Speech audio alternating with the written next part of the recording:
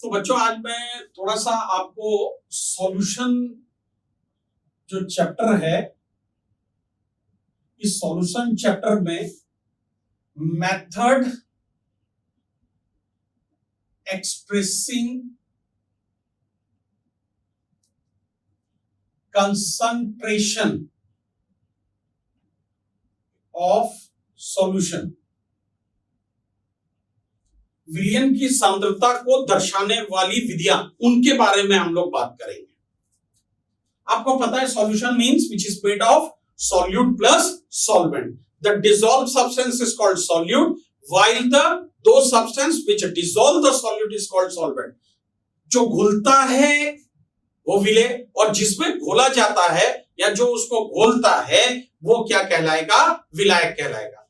फिर भी आप ऐसा आप ध्यान में रखिए कि उस बहुत ज्यादा अगर आप देखेंगे तो हम लोग इसकी बात करते हैं कि एक्चुअल में कंसंट्रेशन क्या होता है, व्हाट इज कंसंट्रेशन।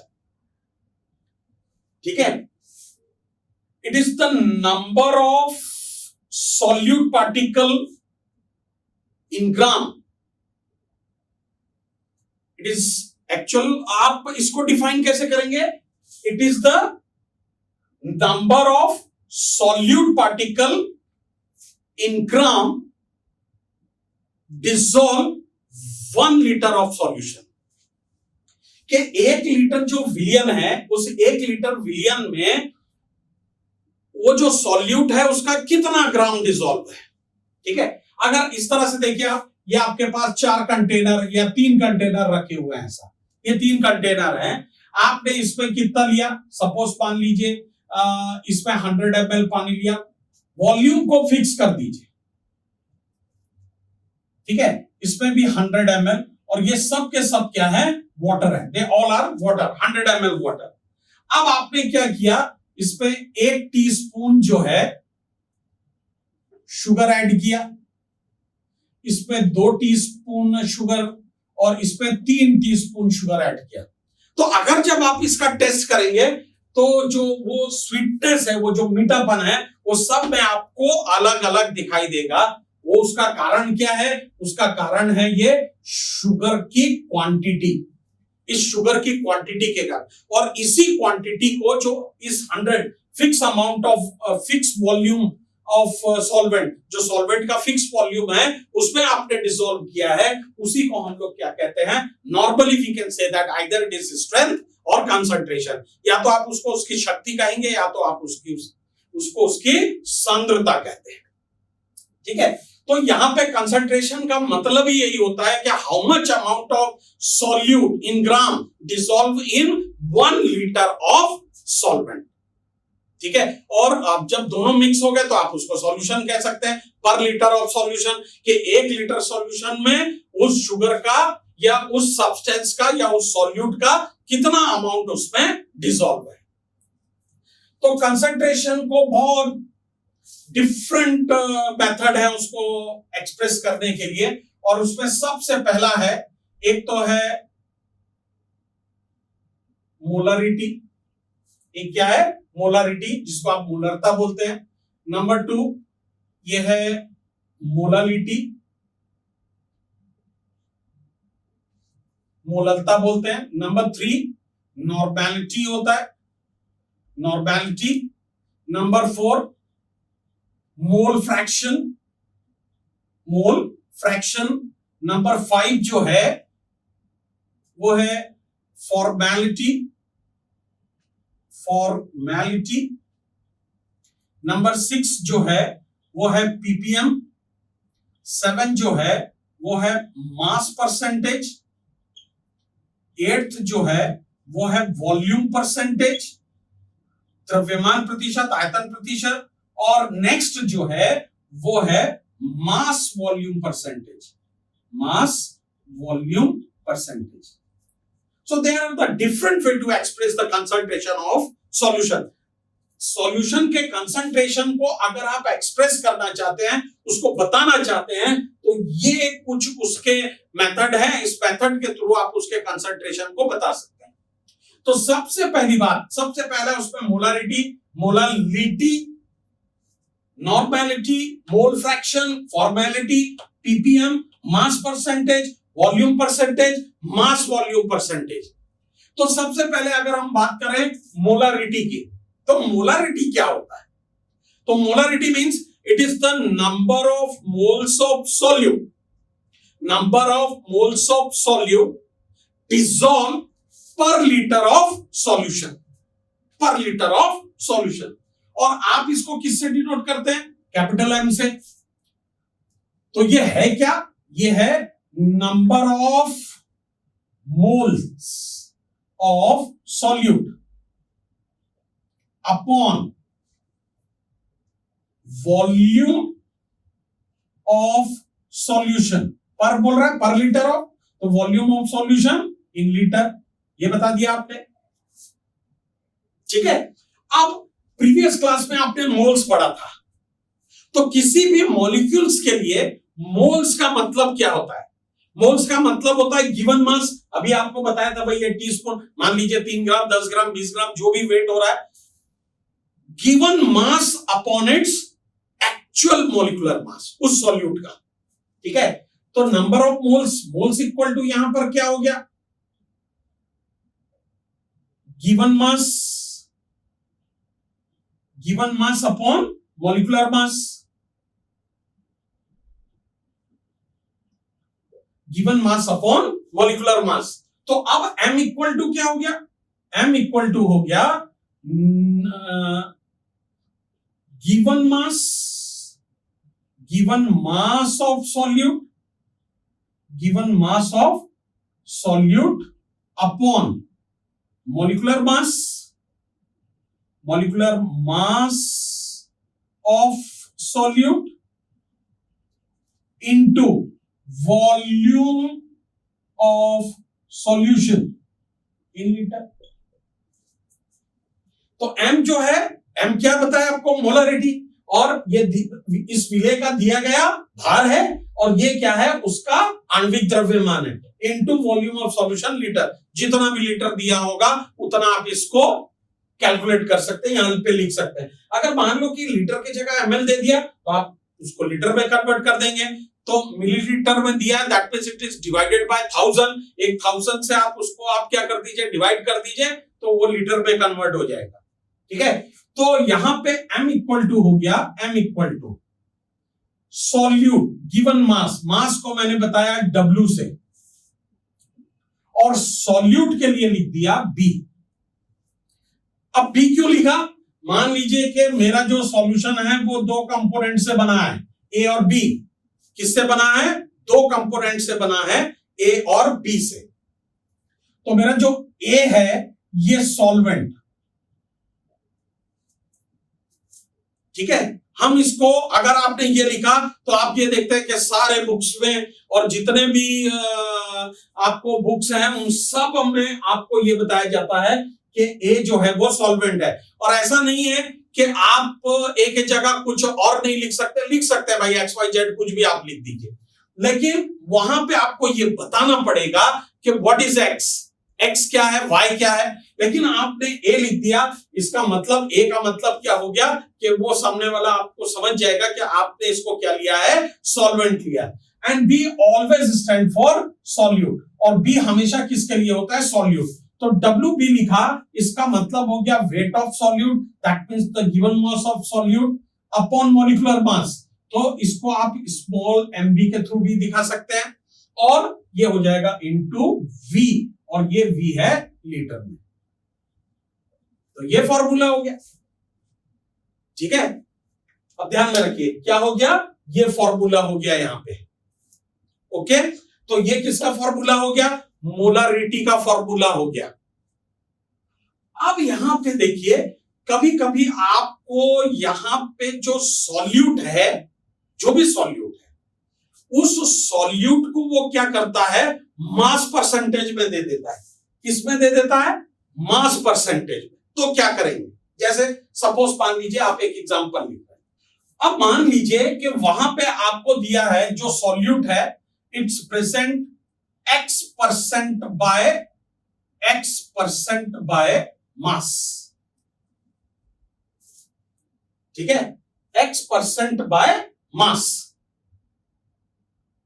ठीक है, तो अब आपको क्या करना है वहां पे, ये ध्यान में रखना कि अब टोटल वो कितना दे दिया, टोटल के टोटल वो मास में दे दिया है। मतलब यहां पर आपको इस तरह से, अब यहां पे उस पर्टिकुलर कंपाउंड का आपको डेंसिटी दिया होगा, तो डेंसिटी इक्वल टू क्या होता है, mass upon volume. Density equal to क्या हो जाएगा, मास अपॉन वॉल्यूम। तो mass of 1 litre of solution, mass of 1 litre of solution is equal to, ये मास कैलकुलेट करना है और 1 लीटर, तो वॉल्यूम टोटल कितना हो गया 1000। क्यों, क्योंकि यहां जो डेंसिटी है ये हमेशा दिया रहता नॉर्मली ग्राम पर मिलीलीटर या ग्राम सेंटीमीटर क्यूब, मिलीलीटर दे या सेंटीमीटर क्यूब दे, बात एक ही है। तो ये 1000 इंटू डी, ये 1000 इंटू डी, ये मास किसका हो गया, मास ऑफ 1 लीटर ऑफ सॉल्यूशन। ठीक है, अब यहां पे मास of 1 litre of solute, mass of 1 litre of solute. ठीक है, तो यहां पे अब आप यहां पे ये देखेंगे कि भाई मास परसेंटेज कितना दिया हुआ है, तो ये दिया है x/100, x/100 into 1000 into D. ठीक है, तो अब आप यहां पे इसको ये और ये कैंसिल कर दीजिए, तो mass of 1 litre of solution solute कितना हो गया, तो ये हो गया x into 10 into d, x into 10 into d. तो mass of solute in 1 litre, mass of solute in 1 litre total कितना हो गया, तो आप WB की जगह आप रख सकते हैं m equal to x into 10 into D upon, ये कितना हो जाएगा MB, और ये पर लीटर में है तो पर लीटर कर दीजिए। ठीक है, तो इस तरह से आप इसको क्या करेंगे, कैलकुलेट करेंगे, तो x इंटू 10 इंटू डी के अकॉर्डिंग। ओके, अब हम लोग नेक्स्ट देखते हैं मोलालिटी, कि मोलालिटी क्या होगी, मोलालिटी होती क्या है। तो अब यहां पे मोलालिटी की अगर हम बात करें, मोलालिटी, ठीक है, तो मोलालिटी क्या होता है, it is the number of moles of solute, it is the number of moles of solute dissolve per kilogram of solvent, per kilogram of solvent। 1 kilogram विलायक में घुलित विलेय के मोलों की संख्या को हम क्या कहते हैं, मोलालिटी कहते हैं। क्या कहेंगे, मोलालिटी कहेंगे, और मोलालिटी को हम लोग डिनोट करते हैं स्मॉल m से।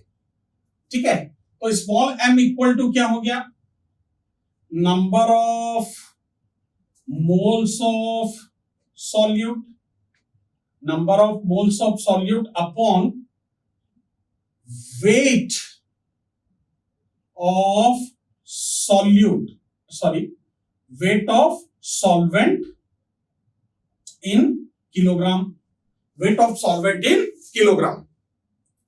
अभी थोड़ा देर पहले आपको बताया मोल्स कैसे कैलकुलेट करते हैं, तो given mass of solute upon it's molecular mass, तो m इक्वल टू क्या हो गया, given mass of solute upon molecular mass of solute into weight of solvent, weight of solvent in KG. ये लिख दिया आपने फॉर्मूला। ठीक है, अब इसको फॉर्मूला में गिवन मास ऑफ सॉल्यूट, अभी आपको थोड़ा देर पहले बताया WB लिख दीजिए। क्या लिखना है, WB लिखना है, और WB मॉलिक्यूलर मास MB बताया आपने यहां पे, और weight of solvent in KG, ठीक है, इनटू W बता दिया, और यहां पे लिख दिया A, इसमें किलोग्राम में। ठीक है, तो अब यहां अभी थोड़ा देर पहले आपको कहा कि भाई ये जो ए है, ए स्टैंड फॉर, ए हमेशा किसको बतलाएगा? ए बताएगा किसको? सॉल्वेंट को। तो ये सॉल्वेंट हो गया WA। तो weight of solvent in kilogram, और ग्राम में दिया रहेगा तो भाई 1 किलोग्राम इक्वल टू 1000 ग्राम। तो जितना भी ग्राम दिया है उसको आप 1000 से क्या कर दीजिए? डिवाइड कर दीजिए। तो आपका ये किस पे कन्वर्ट हो जाएगा? ग्राम में कन्वर्ट हो जाएगा, किलोग्राम में कन्वर्ट हो जाएगा। अब यहां पे एक चीज देखिए फिर से, अब वही, अगर आपको ये दिया X% बाय मास, ये वेट है उस सॉल्यूट का, ठीक है यहां।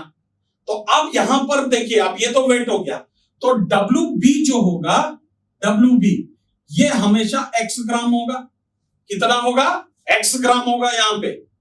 अगर मान लीजिए आपको दिया 49% बाय मास, तो 49 ग्राम जो होगा वो उस सब्सटेंस का जो सॉल्यूट है उसका मास होगा। और अब आपको निकालना है WA, परसेंटेज में दिया है, तो ये होगा 100 माइनस X। 100 माइनस X, 49 है तो 51 क्या हो जाएगा? सॉल्वेंट हो जाएगा, ठीक है। तो अब आप यहां पे M को लिख सकते हैं, M equal to WB upon MB, it's molecular mass, into 100 minus X। 100 minus X।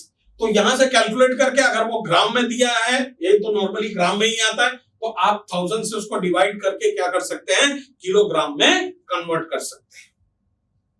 तो ये हो गया क्या? मोलालिटी। अब क्वेश्चन ये आता है, what is the relation between molality and molarity? Molality और मोलारिटी में क्या रिलेशन है? क्या रिलेशन का फॉर्मूला होगा? तो उसके रिलेशन का फॉर्मूला होता है relation between molality and molarity. तो इनके रिलेशन को बताने के लिए आप लिखेंगे 1/m equal to D/m minus MB upon 1000, ठीक है। 1/m equal to D upon M minus MB upon 1000। ये M मोलालिटी, ये M मोलारिटी। अगर आपको मोलारिटी दिया है 1 तो डेंसिटी होगा, और उसका मॉलिक्यूलर मास रख दीजिए तो आप इसको कैलकुलेट कर लेंगे। अगर मोलालिटी दिया है, डेंसिटी पता है आपको, तो आप यहां से मोलालिटी कैलकुलेट कर सकते हैं, क्योंकि आपको उसका मॉलिक्यूलर मास आप कैलकुलेट कर लेंगे। तो यहां पर ध्यान में रखना, ये एक्चुअल में होता है रिलेशन बिटवीन, ठीक है। क्या क्या रिलेशन होगा? Relation between molality and molality, molality and molarity, ठीक है।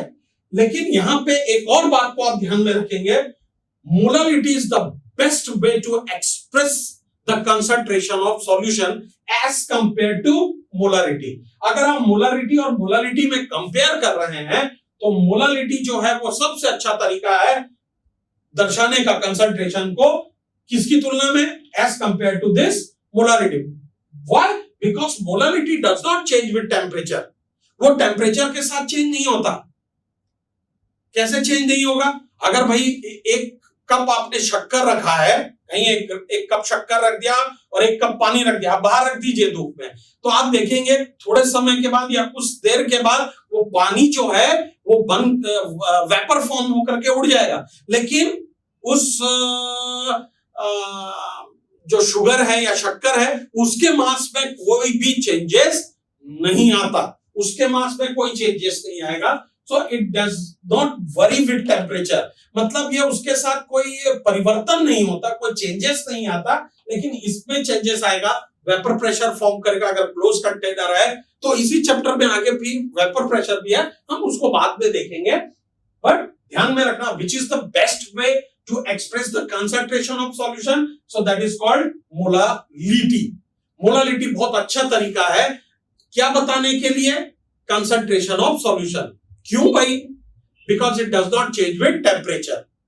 तो आप कभी कोई चीज बाजार में खरीदने जाते हैं, जैसे कि कोई लिक्विड चीज, जैसे आप किराने की दुकान में गए और वहां पे आपने ऑयल खरीदा, तो ऑयल खरीदने पर क्या होता है कि आप ये देखिए, वो उसका जो पाउच वगैरह होता है, उस पाउच में लिखा रहता है कि 1 litre at particular temperature equal to that much ग्राम।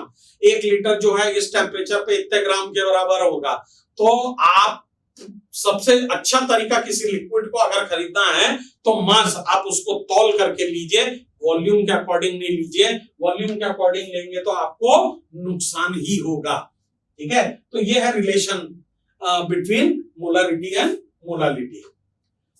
अब आप बात कीजिए मोलारिटी जो होता है, ठीक है, मोलारिटी में थोड़ा सा हम चेंज करते हैं, हम उसको डाइल्यूट करेंगे, लेकिन उसके पहले मैं आपको थोड़ा सा नॉर्मेलिटी के बारे में बता देता हूं। अब यहां पे देखिए, ये है नॉर्मेलिटी। तो नॉर्मेलिटी क्या है?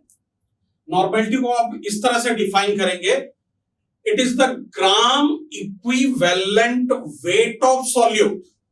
It is the gram equivalent weight of solute dissolved per liter of solution.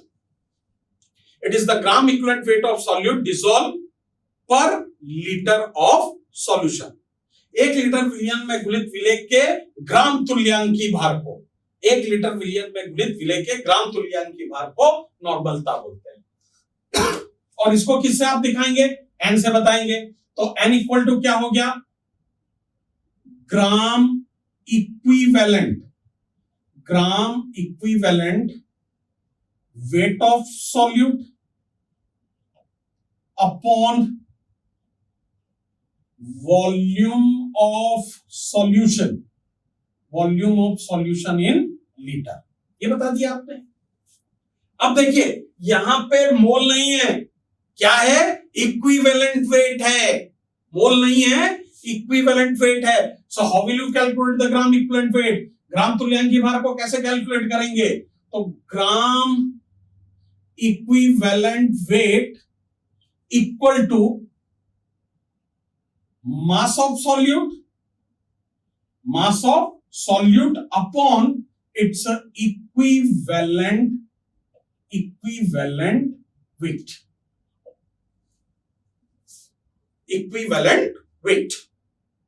ठीक है, तो अब इसको इस फॉर्मूले में रख दीजिए। तो n इक्वल टू क्या हो गया? मास ऑफ सॉल्यूट अपॉन इक्विवेलेंट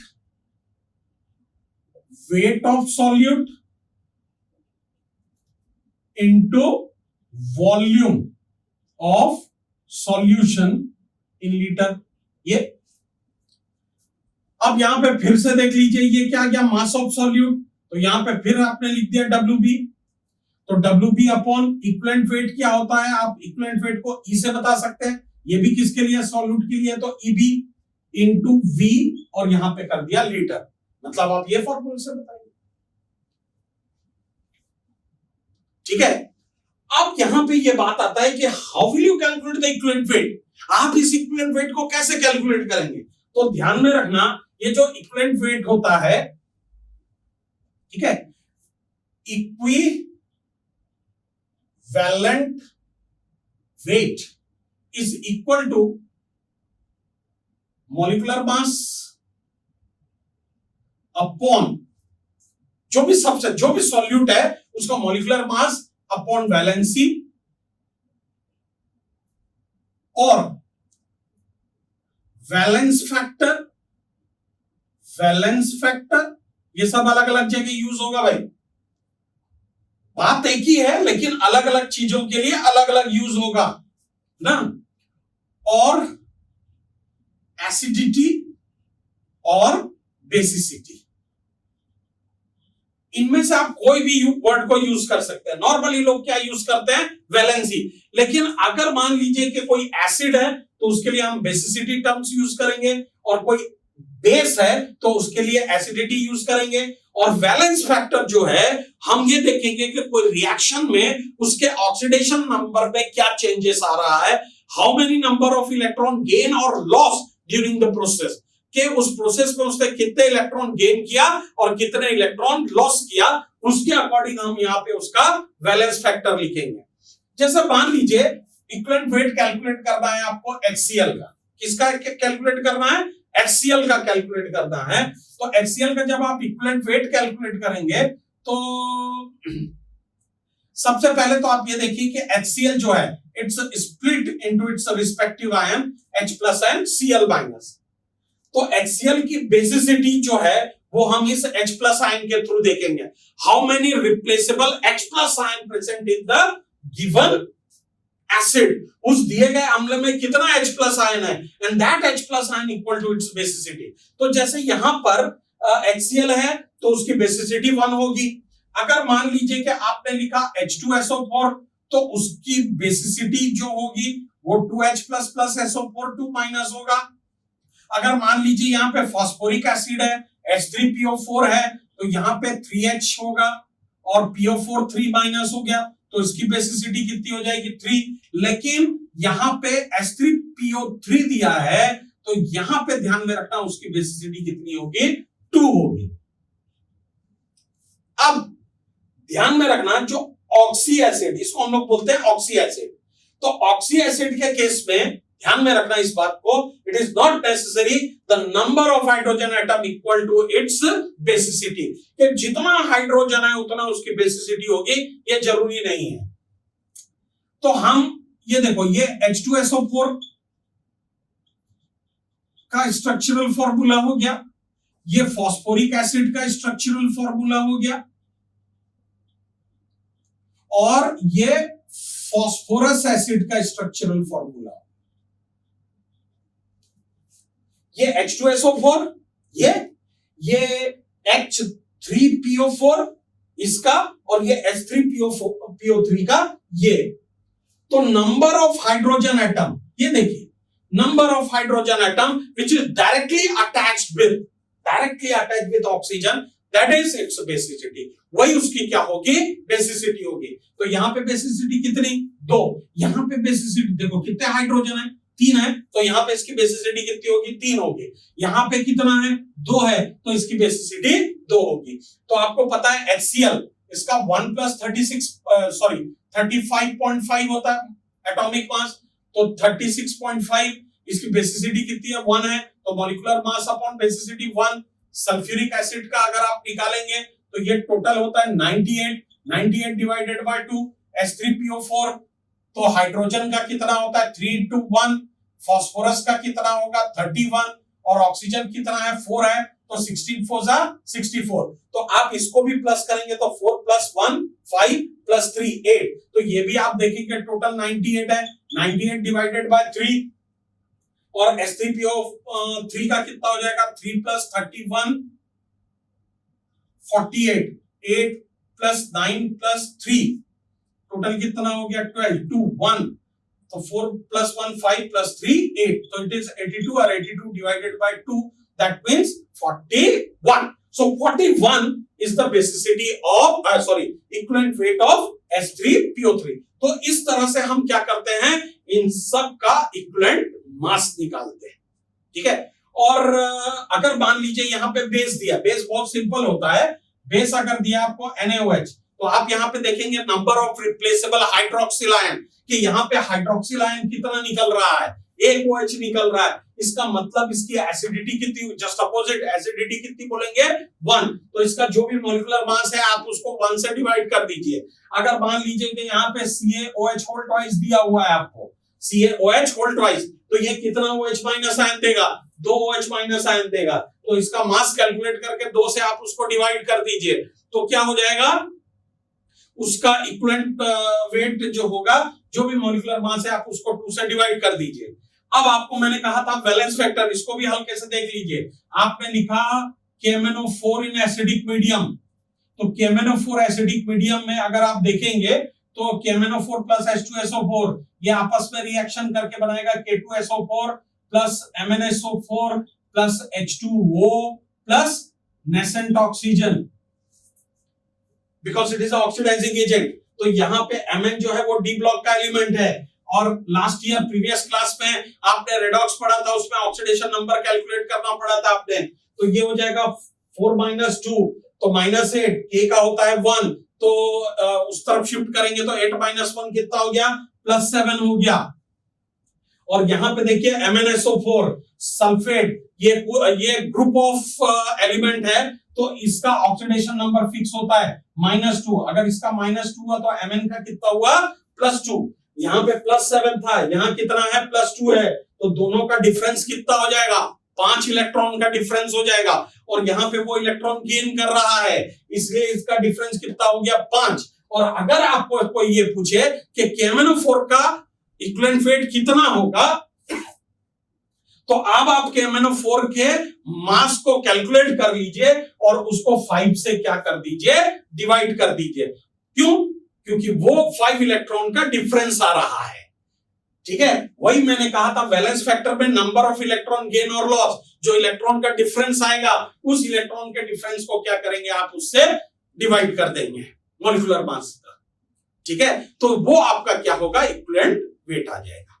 ठीक है, तो इस तरह से हम इक्विवेलेंट वेट को कैलकुलेट करते हैं।